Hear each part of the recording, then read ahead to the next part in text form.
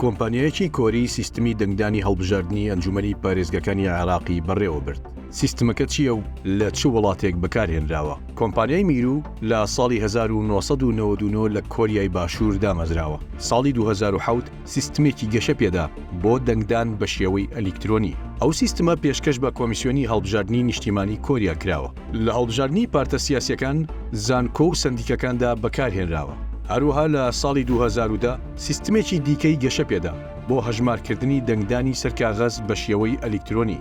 بە هەمان شێوە لە ساڵی 2013دا سیستمی تۆمارکردنی دەنگدان و چاپکردنی کاغەزی دەنگدانی گەشە پێدا. لە 2014دا لەلایەن کۆمپانیاکەوە سیستمی تۆمار و جیاکردنەوەی دەنگدان لە هەڵبژاردننی گشتی کۆریادا بەکارهێنرا. لە ساڵی 2015 بۆ 2017 کۆمپانیاکە سیستمی ئەلیکترۆنی زیاتر پێشخست. لە 2015، 2016 و 2017 بەکارهێنرا بۆ هەڵبژاردەکانی کیرغیزستان.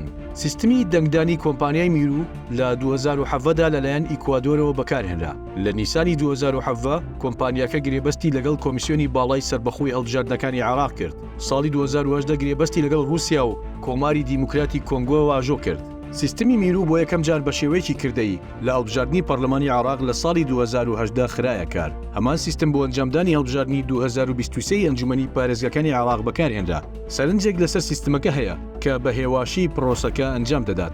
هەروەها لە کاتی هەژمارکردنی دەنگدانی تایبەت کێشەی تێکەوت و ناچار بڕیار وایە بە شێوەی دەستی دەنگەکان هەژمار بکرێن. بۆچوونی تۆ چییە لەسەر سیستمەکە؟